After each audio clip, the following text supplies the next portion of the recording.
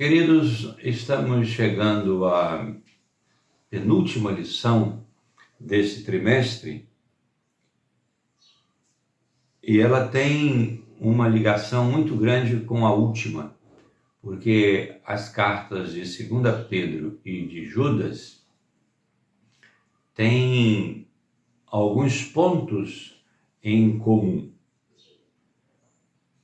Quando eu estava estudando para escrever as lições e separei esse texto, eu separei-o com a intenção de tocar num assunto que é muito caro para nós, os cristãos, porque nós vivemos a vida aqui neste mundo com as suas alegrias, com as suas lutas, porque é parte do viver, e uma esperança que nos é comum e a qual prezamos muito, e nós vivemos nessa esperança, é a da vinda de Jesus, a sua segunda vinda.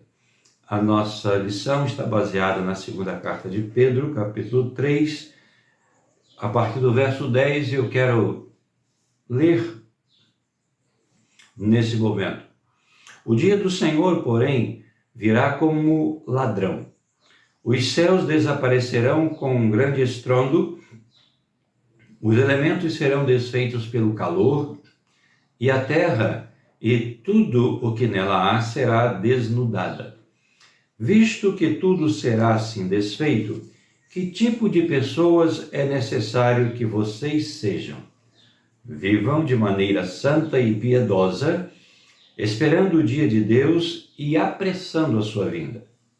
Naquele dia, ou seja, no dia em que Jesus retornar a segunda vez, os céus serão desfeitos pelo fogo e os elementos se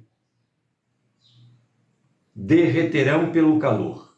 Todavia, de acordo com a sua promessa, esperamos novos céus e nova terra, onde habita a justiça. Portanto, amados, enquanto esperam estas coisas, empenhem-se para serem encontrados por Ele em paz, imaculados e inculpáveis. Tenham em mente que a paciência do nosso Senhor significa salvação, como também o nosso amado irmão Paulo lhes escreveu com a sabedoria que Deus lhe deu. Ele escreve da mesma forma em todas as suas cartas, falando nelas destes assuntos. Suas cartas contêm algumas coisas difíceis de entender, as quais os ignorantes e instáveis torcem, como também o fazem com as demais escrituras para a própria destruição deles. Portanto, amados, sabendo disso, guardem-se para que não sejam levados pelo erro dos que não têm princípios morais, nem percam a sua firmeza e caiam. Cresçam, porém, na graça e no conhecimento de nosso Senhor e Salvador Jesus Cristo. A Ele a glória, agora e para sempre. Amém. A segunda vinda de Jesus, que é a nossa grande esperança, creio que eu posso dizer sim, a grande, se não a maior das nossas esperanças, ela tem sido motivo de discussão e às vezes até de descrença. A verdade é que quando Jesus voltou aos céus, como descrito ali em Atos capítulo 1, você pode recordar, lendo ali o primeiro capítulo de Atos, os primeiros versículos, na realidade, ali já contou, ou já começou a ser contada regressivamente a época em que ele retornaria. Então nós vivemos a cada dia uma contagem regressiva. Eu posso dizer que ao terminar o dia de ontem, falta menos um dia para Jesus retornar. E assim sucessivamente, uma semana, um mês, um ano, sempre se aproximando. Mas isso tem sido por parte dos que não creem um motivo para a zombaria, para afirmarem a sua descrença, porque já se passaram, arredondando a contagem, 2000 anos e Jesus não retornou. E isto, olhe bem, o próprio apóstolo Pedro já traz esse assunto, porque havia uma expectativa naquela época de Pedro de que Jesus retornaria logo em breve, que ele foi para o céu e o retorno dele pela segunda vez se daria em breve. E Pedro escreve esta carta, ele deixa muito claro que nós devemos viver numa expectativa. Há um autor que escreveu um livro sobre a escatologia, o Anthony Oikema, e ele fala, como outros autores também falam, de que nós vivemos uma tensão entre o já e o ainda não. Ou seja, a iminência da volta de Cristo, mas ele ainda não retornou. E a Bíblia fala aqui para nós, é importante que os irmãos destaquem isto lá na classe, eu creio ser importante, que isso não significa que Deus esqueceu, não significa que Deus está, vamos usar um termo muito comum, com preguiça, não é? de dar, de fazer efeito, né? Trazer a efeito a sua segunda vinda, como se Deus dissesse, isso vai dar muito trabalho, e Deus vai então procrastinando. Não, Pedro diz que há uma única razão, e nós, os crentes, precisamos ter consciência disso, dessa aparente demora de Deus. Primeiramente porque a contagem do tempo de Deus não é igual à nossa contagem. Deus não desconhece o tempo, o cronos, o cronológico, ou as 24 horas do dia, cada dia se repetindo. Deus não desconhece isso, até mesmo porque ele colocou leis físicas que governam esse dia após dia, as estações, os anos. Deus colocou leis físicas que estão funcionando aí para nós. Então, o primeiro motivo dessa aparente demora é porque a contagem do tempo de Deus é diferente. E o segundo, muito importante, é a paciência de Deus. Paciência com quem? Paciência com aqueles que ainda não o aceitaram. Se você tem, por exemplo, familiares ou amigos recém-convertidos, pense se Jesus tivesse voltado 2 dias antes, 3 dias antes da conversão dessa pessoa. Ela não estaria salva. Então há essas duas considerações a serem destacadas no texto. E de maneira muito clara, a contagem de Deus é diferente da nossa contagem do tempo. E também a paciência de Deus. E a paciência dele é motivada numa forma, eu posso dizer, nós podemos dizer, de espera, de uma expectativa. Deus quer que as pessoas se convertam. Mas coisas nesse texto precisam ser bem destacadas. Primeiro, apesar desta aparente demora de Jesus em retornar, uma coisa precisa ser destacada: ele vai retornar. Esta é uma promessa, e Pedro diz de maneira bem clara que esta é uma palavra, e a palavra de Deus, a palavra de Jesus, ela não fica sem cumprimento. Então, esta é o primeiro destaque da nossa lição. A convicção, a vitória, como diz o título da lição, a vitória da verdade. De que verdade? Da verdade de que Jesus retornará. E a gente precisa proclamar isso com urgência. E aí tem no verso 11 uma pergunta que na realidade direciona todo o estudo. Creio que essa pergunta deve ser destacada no estudo bíblico. A pergunta está no início do verso, está no verso 11. Que tipo de pessoas é necessário que vocês sejam? Agora é uma pergunta direcionada claramente a nós cristãos. Diante da convicção esperançosa de que Jesus retornar, como nós devemos ser como cristãos? E aí o texto vai responder, e o desenvolvimento da lição deve acompanhar este raciocínio, que é lógico no nosso texto, o raciocínio de que Jesus retornará.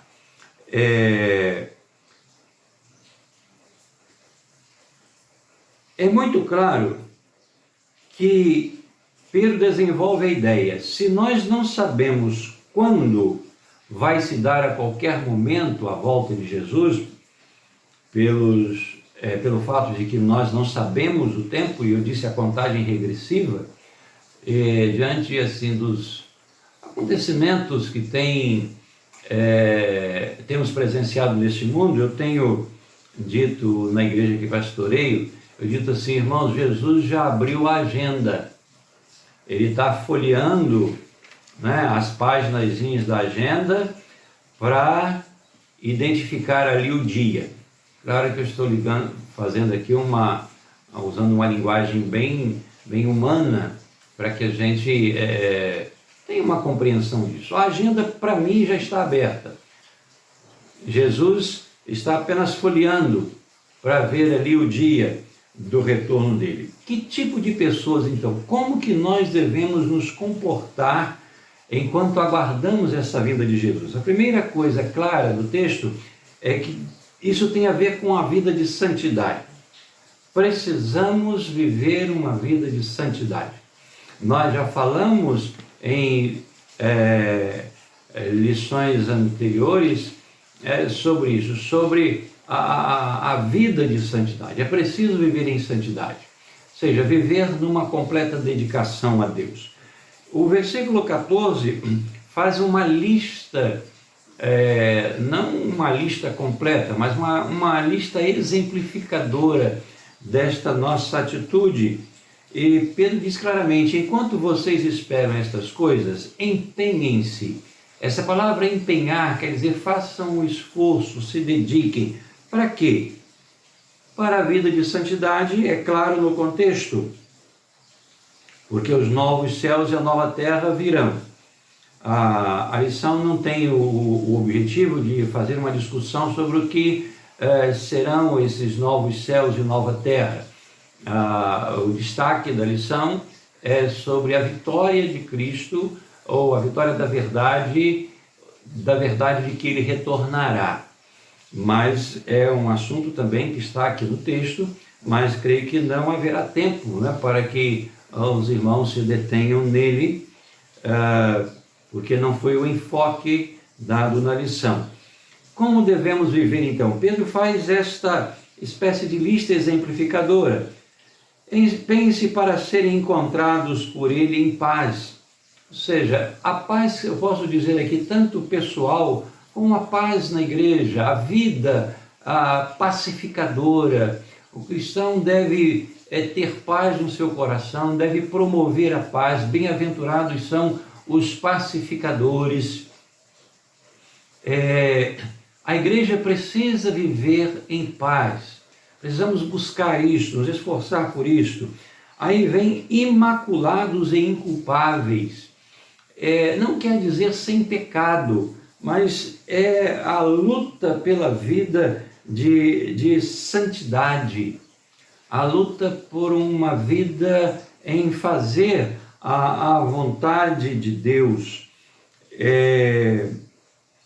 Porque nesse mundo, irmãos, quanto mais a gente passa aqui vivendo, mais a gente percebe que o ser humano está se afastando de Deus. Não apenas é uma questão individual, ou seja, a pessoa está se afastando de Deus, o ser humano está se distanciando de Deus, mas, e a Bíblia deixa claro isto, Paulo escrevendo aos Efésios, há um sistema maligno que está neste mundo contra a qual a igreja luta. Então, enquanto a gente sabe que não é agradável isto, ao sofrimento, às tragédias nesse mundo, sejam pessoais ou coletivas, mas a gente não pode deixar de entender que essas coisas, elas são necessárias acontecerem para o cumprimento da Escritura. Às vezes, quando a gente fala isso, alguns não compreendem, tá achando que a gente está aqui sendo o profeta do caos. Não, eu também não gosto de ter o sofrimento na minha vida, não gosto de ver o sofrimento das pessoas na fome, na miséria, nas drogas, na violência. Eu não gosto, isso me incomoda. Mas, claro que sim, eu acho que incomoda os irmãos também, mas a verdade é que há um sistema maligno nesse mundo, e o mundo jaz no maligno, a palavra nos diz isso, e que enquanto vivamos nesse sistema maligno ao redor de nós, ao redor da igreja, com as opressões que isso traz, isto precisa ser entendido por nós como um confronto que só terminará com o retorno de Jesus. Esse confronto com o reino espiritual das trevas só se encerrará com a segunda vinda de Jesus. Há uma outra advertência, melhor dizendo, que está no texto, no versículo 17, e que entendo que vale a pena os irmãos destacarem na lição, é que nessa expectativa, lembrando daquela pergunta que está no versículo 14, que pessoas vocês têm de ser? Então, nós já falamos da santidade, da vida em paz, de forma imaculada e inculpável, mas há algo muito importante, é que enquanto aguardamos a vinda de Jesus, cabe-nos aqui, como diz o verso 17, guardem-se para que não sejam levados pelo erro dos que não têm princípios morais, nem percam a sua firmeza na fé e caiam. Infelizmente, em toda a história da igreja há aquelas pessoas que se afastam da fé. E essa é uma advertência que precisa ser levada muito a sério, e creio que vale a pena os irmãos usarem um tempinho para o destaque desta verdade que está no texto. Há hoje lideranças, há pessoas que labutam sobre o erro, por ignorância da palavra, mas isso não justifica ser ignorante da palavra, basta ler, e Pedro nos versículos anteriores vai citar sobre isso, quando ele fala dos escritos de Paulo, que os ignorantes torcem, e não é preciso ficar nessa ação de torcer, é só estudar a palavra, pergunte à sua liderança, pergunte ao seu pastor, estude, leia alguns livros, leia a Bíblia, e ore. Você tem o melhor professor de Bíblia que existe, que é o Espírito Santo dentro de você. Ele vai te orientar no conhecimento da palavra, mas também você pode perguntar a uma pessoa que você entenda que tenha mais conhecimento da palavra para te explicar isso, mas não deixe ser levado pelo erro.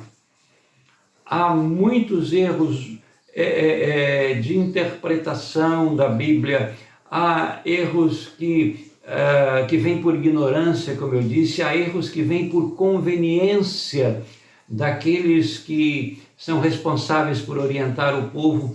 E é interessante que o profeta Oséias, lá no Antigo Testamento, tantos anos antes de Pedro, Deus vai mandar o profeta dizer para Israel: o meu povo erra porque lhe falta o conhecimento.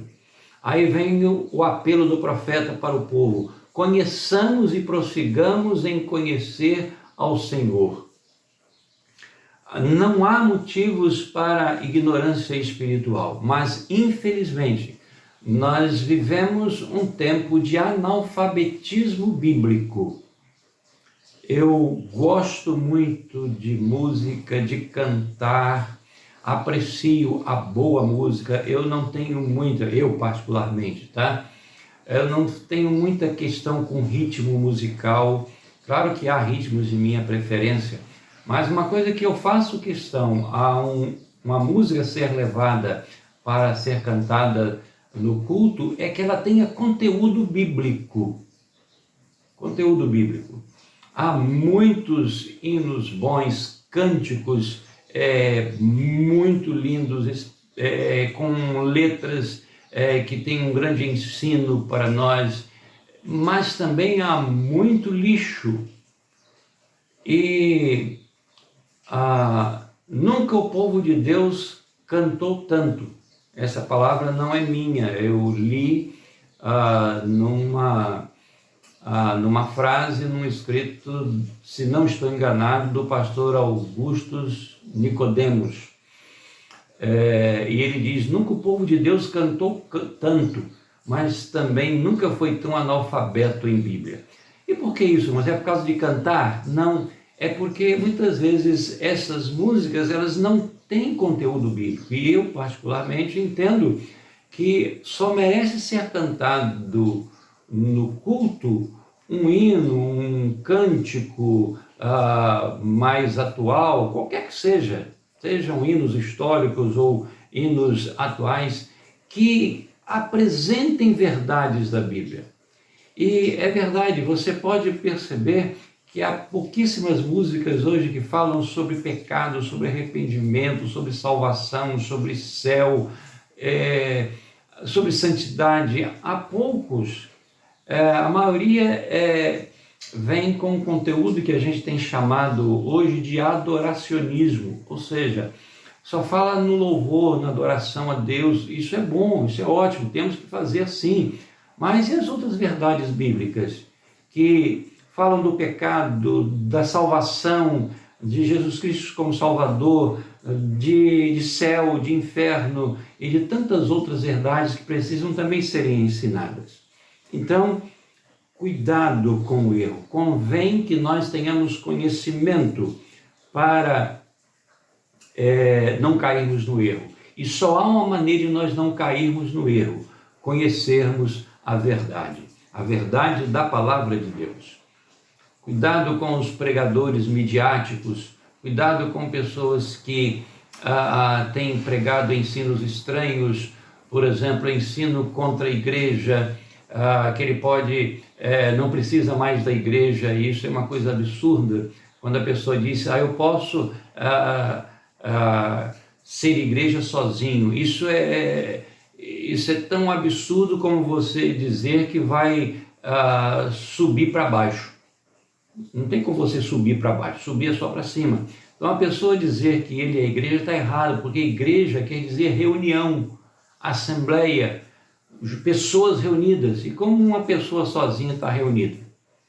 Então, ensinos estranhos, ensinos falando contra o dízimo, dizendo que é coisa do Antigo Testamento, que a Bíblia, o Novo Testamento, não ensina o dízimo. Eu posso até dizer de forma muito rasa agora, porque não é esse o nosso assunto, eu posso até realmente ouvir dizer, ou concordar, de que o Novo Testamento não tem um ensino tão contundente sobre o dízimo, mas ele tem um ensino que é muito mais sério, que nos fala de pessoas que davam tudo que tinha nos falam que cada um deve contribuir segundo propõe o seu coração. Só que aqueles que não contribuem, que não dizimam, ele, ao invés de prestar atenção no texto, cada um contribua segundo propõe o seu coração. Então quer dizer que o coração dele só propõe não contribuir com nada, é zero. Mas ele usa a luz do templo, ele usa a água que é comprada para os irmãos, ele usa o banco, ele às vezes depende do carro da igreja para ser levado até o culto. Então essas pessoas não deveriam usar nada disso, penso eu, porque ele não ajuda. Então há muitos erros aí nessas pregações midiáticas e mesmo naquelas que não são tão midiáticas assim. Fique esse alerta da palavra, isso não sou eu quem estou dizendo, é a palavra inspirada de Deus. Guardem-se para não sejam levados pelo erro. E a última coisa que eu quero destacar, que junto com esse guardar, está o último verso: cresçam na graça e conhecimento de nosso Senhor. Irmãos, eu quero encerrar dizendo uma coisa. Há uma história que dizem que certa vez um pregador foi perguntado por uma irmã, foi abordado por uma irmã, e ela estava com a Bíblia marcada em vários pontos, dizendo: pastor, me explica isso, eu não entendo isso, eu não entendo aquilo, isso aqui é estranho, isso aqui eu não concordo, e começou a apontar várias coisas. E o pastor pacientemente disse: minha irmã, pois bem, agora a irmã volta para casa e faz o contrário, irmã vai ler a Bíblia e marque todos os pontos da Bíblia que a irmã já conhece, a irmã já entende, melhor dizendo. Então a irmã aceitou a sugestão do pastor, daí um tempo ela voltou, com várias coisas marcadas daquilo que ela entendia. E a resposta do pastor para ela foi a seguinte: minha irmã, faz o seguinte, veja só como tem um monte de coisa da Bíblia que a irmã já conhece. A irmã já pratica todas elas? Obviamente que a irmã disse: não, pastor, eu não ainda... eu creio que eu não cheguei a esse ponto ainda não. E o pastor disse para ela: tá bom, irmã, então agora a irmã faz o seguinte, volte para a sua vida, para o seu dia a dia, pratique todas as coisas que a irmã já conhece. Depois que a irmã já tiver praticado todas as coisas, a irmã volta, que eu vou tentar explicar para a irmã aquelas coisas que a irmã não sabe, não entende na Bíblia. Talvez a gente pense assim: poxa vida, o pastor não queria que a irmã tivesse um conhecimento maior. Não é essa a moral da história. A moral da história é que tanto eu como você conhecemos muitas coisas da Bíblia. A questão é, a gente está crescendo na graça e no conhecimento de Jesus? A gente sabe muitas coisas sobre Jesus, sobre Deus, mas nós conhecemos a Jesus? São duas coisas diferentes. Conhecer coisas sobre Jesus e conhecer a Jesus. Eu creio que esta é uma boa reflexão para a gente fechar o estudo. Conhecimento de Jesus. A gente precisa estar atento, e há tantas pessoas que brincam com a Bíblia, fazendo perguntas sem sentido, se Deus era negro, Deus é negro ou é branco, Deus é baixo, Deus é alto, por que isso, por que aquilo, procuram tantas picuinhas, né, dentro da Bíblia, mas se esquecem que o principal é conhecer a Jesus, é conhecer a Deus, e principalmente conhecer e crescer. A gente não pode não podemos ser nem analfabetos espirituais e nem nanicos, anões, crianças, espiritualmente falando. Assim agindo, nós estaremos não apenas ensinando, mas vivenciando a vitória da verdade. Espero que essas palavras tenham ajudado você a trazer alguma luz para o estudo, destacar algumas coisas. E mais uma vez o meu desejo é que a palavra de Deus fale ao seu coração, a mais do que aquilo que porventura eu tenha escrito, mas aquilo que o Espírito também colocar no seu coração através da Bíblia. Não deixe de ler o texto bíblico na hora da sua escola bíblica dominical. O estudo é bíblico, não é o estudo daquilo que o autor escreveu, mas que esse estudo seja mais a te fazer, principalmente, crescer no conhecimento e na graça do Senhor Jesus Cristo. Deus abençoe o domingo na sua igreja, a sua vida, a sua semana. Deus esteja sustentando a você e a todos nós.